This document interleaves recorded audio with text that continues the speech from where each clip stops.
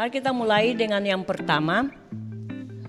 Apa yang dimaksud atau apa yang kita ketahui, kita pahami tentang bimbingan konseling.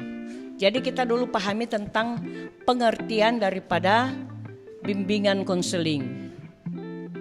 Pengertian dari bimbingan konseling tidak lain yaitu merupakan suatu proses bantuan psikologis yang diberikan oleh pembimbing yang istilahnya konselor kepada yang dibimbing, konseli, ya, agar ia mendapat satu perkembangan secara optimal. Jadi dalam hal ini proses layanan ini tujuan awalnya kita tahu bahwa supaya yang dibimbing ini memiliki kemampuan atau perkembangan secara optimal, ya, sesuai apa yang diharapkan. Itu pengertian daripada proses bimbingan konseling. Dalam proses bimbingan konseling ini kita akan dapatkan ada beberapa bidang bimbingan, ya. Ada 4 bidang bimbingan yang dapat kita perhatikan, yaitu yang pertama bidang bimbingan pribadi. Poin pertama ini, bidang bimbingan pribadi bertujuan membantu orang atau individu yang dibimbing untuk mengenal, kemudian menemukan dan mengembangkan pribadi menjadi satu pribadi yang beriman dan bertakwa kepada Tuhan Yang Maha Esa. Jadi dalam hal ini semua proses bimbingan itu arahnya yaitu membawa orang yang dibimbing untuk memiliki pengetahuan dalam hal menemukan serta mengembangkan diri pribadi agar punya iman dan bisa bertakwa kepada Tuhan Yang Maha Esa. Itu bidang pertama, bidang bimbingan pribadi. Kedua, bidang bimbingan sosial. Bidang bimbingan sosial bertujuan membantu peserta didik dalam memahami diri dengan kaitannya terhadap lingkungan dan etika pergaulan sosial, di mana dilandasi dengan budi pekerti yang luhur serta tanggung jawab sosial.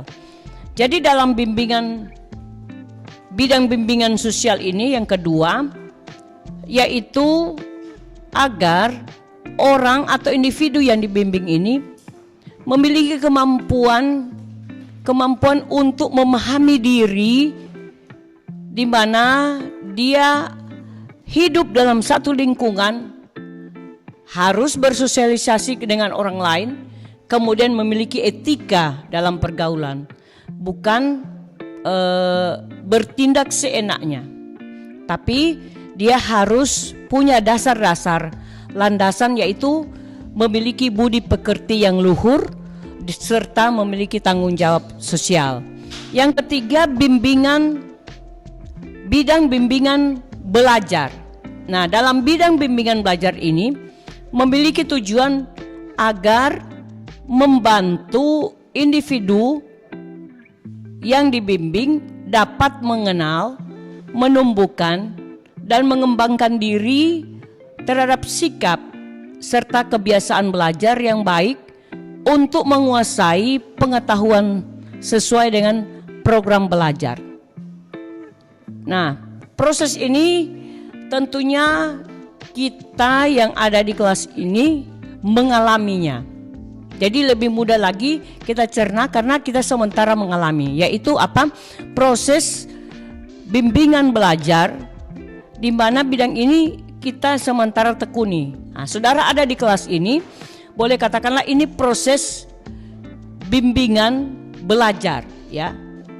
Termasuk di bidang yang ketiga, belajar. Nah, ada bidang yang keempat, bidang bimbingan karir. Dalam hal ini, bidang ini membantu individu yang dibimbing dapat mengenal dan mengembangkan potensi diri melalui penguasaan pengetahuan serta keterampilan. Juga memahami lingkungan pendidikan dan sektor atau bagian pekerjaan yang selanjutnya menjadi satu lingkungan kerja yang efektif baginya. Jadi di bidang yang keempat ini namanya bidang bimbingan karir. Ini beranjak dari bidang bimbingan belajar. Jadi bidang yang ketiga dia naik lagi setelah memiliki ilmu pengetahuan yang diterima oleh para pembimbing, maka individu yang menerima ini dibimbing lagi untuk bisa mengembangkan diri, mengembangkan pengetahuan yang dimiliki, dan selanjutnya dapat membina diri untuk dia bisa berkarya karena sudah memiliki pengetahuan dan keterampilan. Sehingga mudah bagi dia untuk memahami lingkungan pendidikan yang dia terima sekaligus lingkungan pekerjaan yang menjadi aktivitas kehidupannya. Selanjutnya saudara, dalam memahami pengertian bimbingan konseling, konsep bimbingan konseling, kita juga belajar tentang sifat bimbingan konseling. Ini nanti juga akan diurai di materi berikut. Tapi saat ini saya perkenalkan ada 5 sifat bimbingan konseling, yaitu pencegahan, penyembuhan, perbaikan, pemeliharaan, dan pengembangan. Yang keempat, kita akan perhatikan tentang fungsi bimbingan konseling. Pertama, pemahaman, yaitu fungsi bimbingan konseling yang akan menghasilkan pemahaman tentang sesuatu oleh pihak-pihak tertentu sesuai dengan kepentingan pengembangan individu yang dibimbing. Yang kedua, penyesuaian. Fungsi yang kedua penyesuaian, yaitu fungsi bimbingan konseling dalam rangka membantu individu yang dibimbing untuk peroleh penyesuaian pribadi dan memperoleh kemajuan dalam perkembangannya secara optimal. Yang ketiga, penyaluran, yaitu fungsi bimbingan konseling dalam hal membantu peserta didik atau individu yang dibimbing untuk memilih jurusan atau minat yang dimiliki, minat atau lapangan kerja yang sesuai dengan bakat yang dimiliki. Keempat, fungsi pengadaptasian. Fungsi bimbingan ini yaitu membantu layanan proses pembimbingan konseling ini kepada individu untuk dapat beradaptasi dengan lingkungan baru. Memahami konsep bimbingan konseling itu ada asasnya.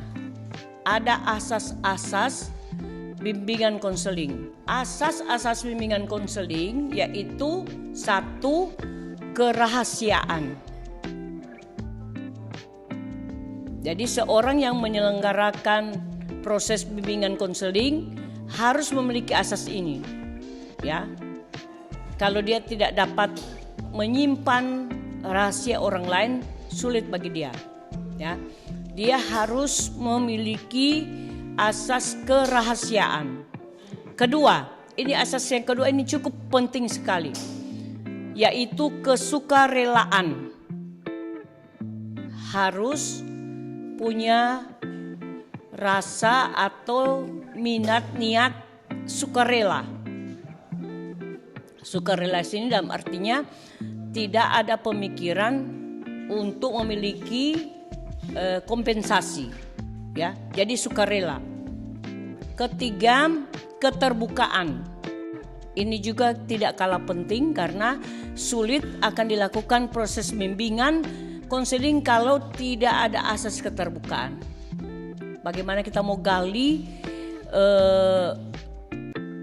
masalah yang dimiliki, atau kita mau gali apa yang dia sementara terjadi bagi hidupnya kalau dia menutup diri. Jadi itu proses keterbukaan sangat dibutuhkan.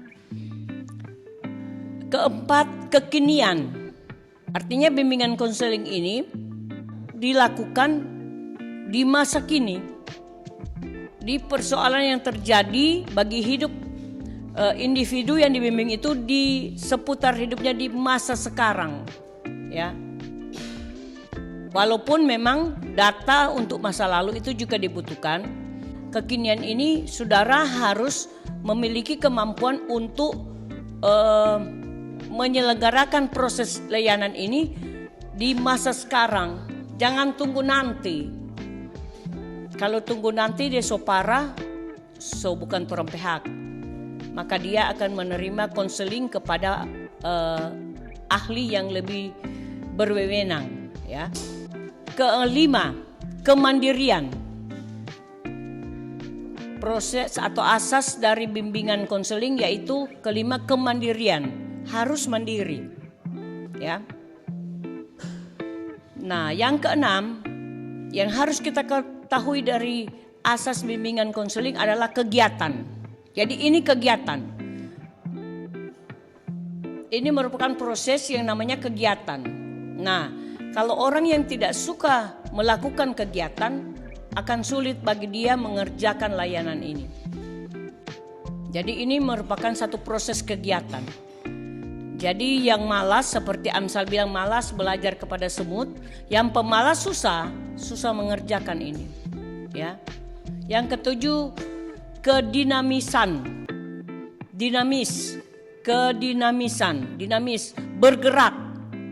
Dia tidak bisa stagnan, tidak bisa di tempat, dia harus bergerak. Dalam hal apa? Mengerjakan proses ini, dia harus memiliki asas kedinamisan. Suka bergerak, suka mengetahui yang lebih. Jadi tidak diam di tempat. Yang kedelapan, keterpaduan. Terpadu, saudara. Memperhatikan beberapa unsur yang nantinya dipadukan dalam arti, saudara, kita menyikap satu masalah itu harus dilihat beberapa unsur yang penekanannya, kemudian proses waktunya. Mungkin dia masalah ini terjadi ketika dia mengalami sesuatu pertumbuhan hormon. Jadi itu kan merupakan unsur terpadu.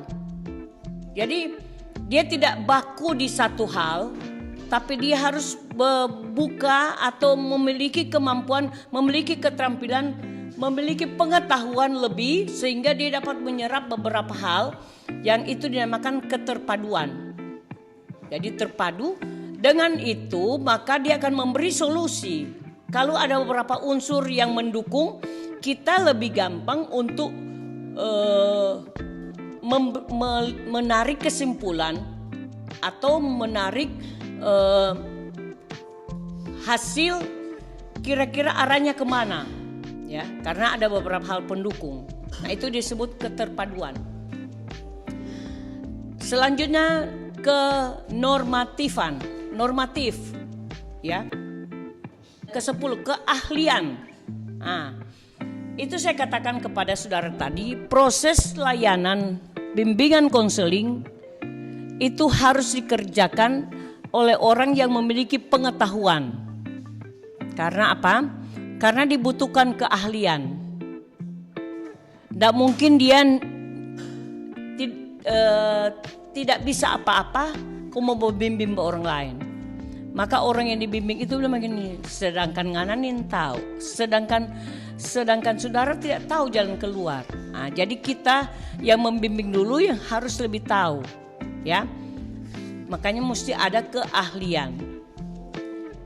Selanjutnya, alih tangan. Jadi dalam hal ini istilah ini maksudnya alih tangan, kita jangan malas, jangan kaku. Tapi sebagai pembimbing kita harus memiliki niat untuk dapat bergerak, kemudian bukan ringan tangan untuk memukul, bukan. Ahli tangan dapat mengerjakan ini dengan kemampuan, dengan pengetahuan, keterampilan yang kita miliki. Yang terakhir, Tutwuri Handayani. Jadi asas dari bimbingan konseling adalah yang terakhir, Tutwuri Handayani. Kita sudah tahu tuh apa? Seorang guru itu harus berada di depan, di tengah, dan di belakang. Iya tak? Tiga unsur dari Tutwuri Handayani ini pun menjadi bagian daripada proses bimbingan konseling. Artinya kita di depan itu memimpin dia untuk menemukan jalan keluar, kemudian kita ada di tengah, berarti kita mengalami bersama-sama dengan dia apa yang dia alami. Kemudian yang ada di belakang kita menjadi pendorong untuk dapat memotivasi, mendorong dia agar punya semangat dan kemampuan untuk keluar dari permasalahan yang dia miliki. Yang terakhir saudara, kita akan lihat di konsep bimbingan konseling ini adalah tujuan bimbingan konseling. Mari kita perhatikan tujuan daripada bimbingan konseling, yaitu membantu individu yang dibimbing itu melaksanakan atau mengerjakan tugas perkembangannya, di mana tugas atau kemampuan, keterampilan yang dia miliki harus berdasar kepada 7 poin penting ini. Jadi tujuan bimbingan konseling berdasar kepada 7 poin penting di dalam pengerjaan proses bimbingan konseling. Pertama, keimanan dan ketakwaan kepada Tuhan Yang Maha Esa.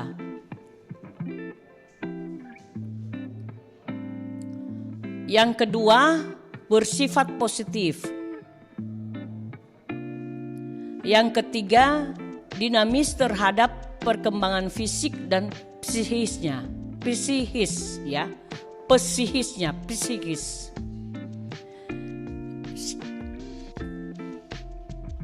Keempat, sikap mandiri secara emosional dan sosial ekonomi. Kelima, pola hubungan sosial yang baik di dalam keluarga, lingkungan kerja atau lingkungan aktivitas dan masyarakat.